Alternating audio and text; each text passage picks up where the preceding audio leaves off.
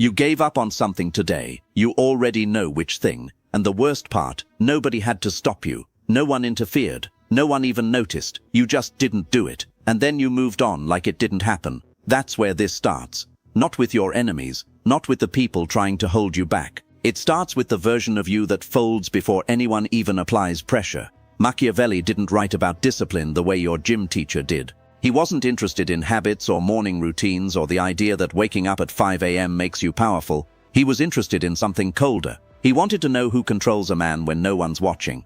Because that answer determines everything else. And most people, the answer is everyone. Everyone controls them. Their mood controls them. Their hunger controls them. Other people's opinions control them. The algorithm controls them. The idea of being liked controls them. That's not freedom. That's just chaos with a face. Here's the thing Machiavelli understood that almost nobody talks about. Control doesn't come from outside. The people who dominate rooms, who build things quietly and don't collapse under pressure, they're not protected by their environment. They built something internal that makes the environment irrelevant.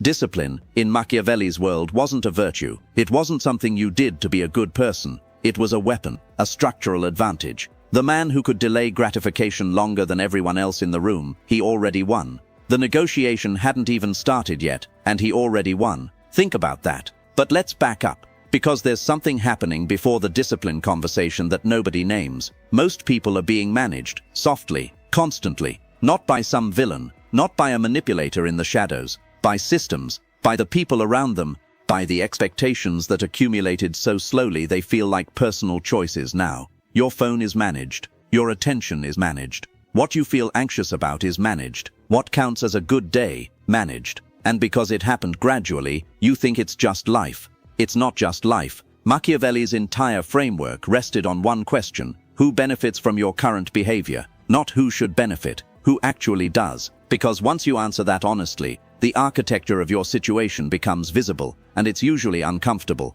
Here's where it gets darker. The people who benefit from your lack of discipline, they don't have to do anything. That's the elegant part. They don't need to sabotage you. They don't need to undermine you. They just have to wait, because an undisciplined person self-destructs on a schedule. Miss the workout. Skip the work. Scroll for an hour. Say you'll start Monday. Miss Monday. Say next month. Let the idea die quietly and convince yourself it wasn't that important anyway. You did all of that, nobody helped you, and the people who were threatened by your potential, they exhaled. Not because they stopped you, because they knew you would stop yourself. That's not a conspiracy theory. That's just pattern recognition. Actually, no. Let me rephrase that. It's not that people are rooting for your failure. Some of them genuinely like you. But here's the uncomfortable truth. Most systems, most social circles, most relationships are equilibrium seeking. They want things to stay the same. They've adjusted to who you are now. And if you change, really change, that adjustment breaks.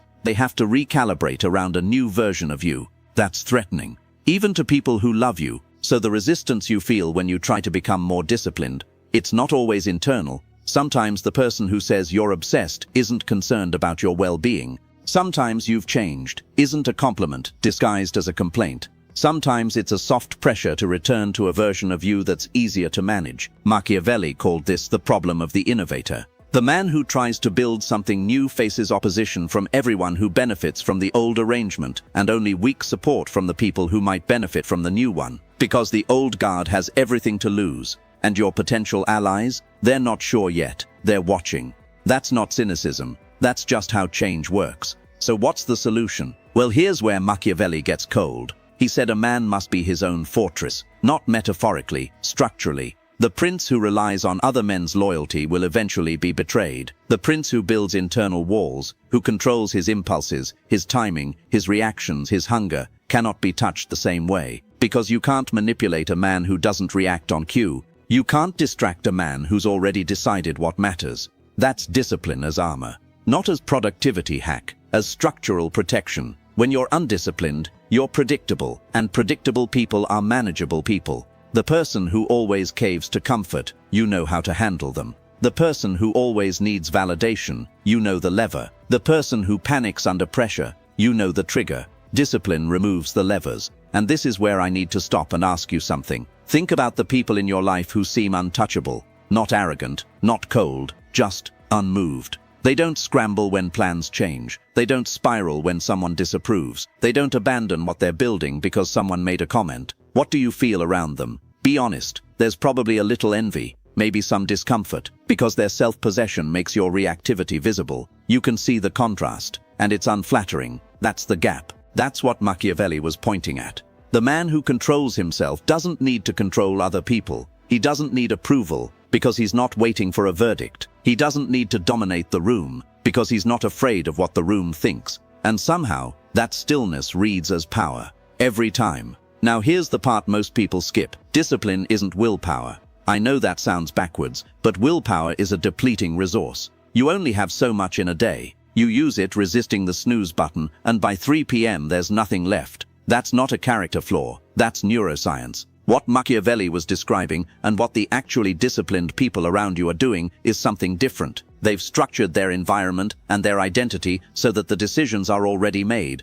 The disciplined man doesn't wake up and choose discipline every morning. He made choices 6 months ago that make discipline the path of least resistance now. That's not a subtle difference. That's the whole game. Where was I? Oh right, control. The trap most people fall into is thinking discipline is about restriction, saying no to things, suffering through discomfort. And yes, some of that is real. But that's not the point. The point is leverage. Every time you follow through on something you said you'd do, when no one's watching, when it's inconvenient, when you're tired and no one would know, you're depositing something into a private account. Your self-trust, your internal evidence that you're capable. And slowly the person you are when you're alone starts to match the person you want to be in public. That alignment, that's where the untouchability comes from. Not from strength exactly, from coherence, from not having a version of yourself that's embarrassing. Because the people who can be controlled, they have that split. There's the public performance and the private reality. And whoever knows the gap between them holds leverage, whether they use it or not.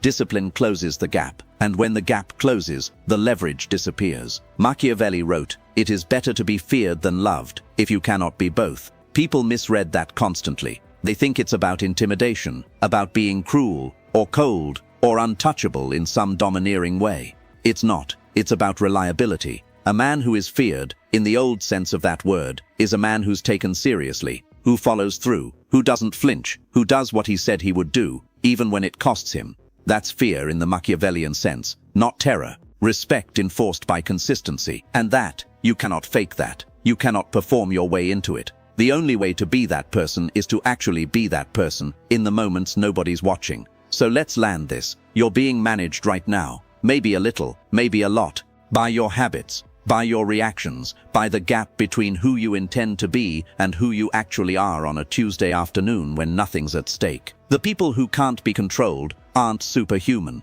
They're not operating on different rules, they just closed the gap earlier. They decided, sometimes quietly, sometimes painfully, that they weren't willing to be the person who folds when no one's looking. And here's the uncomfortable part. You've tried, you've had the intention, you've felt the pull toward discipline, toward structure, toward becoming something harder to manage and easier to respect. Maybe you even did it for a few weeks, and then something got in the way. Life, comfort, the slow, soft pressure of people and systems that needed you to stay the same, and you let it. Machiavelli's philosophy doesn't give you a pass for that. It doesn't offer comfort. It just asks one question, over and over, in different forms. Who are you when no one's watching? Because that's who you actually are. Not the version you present, not the intentions you have. The real you is whoever shows up in the private moments when discipline would cost you something and no one would know.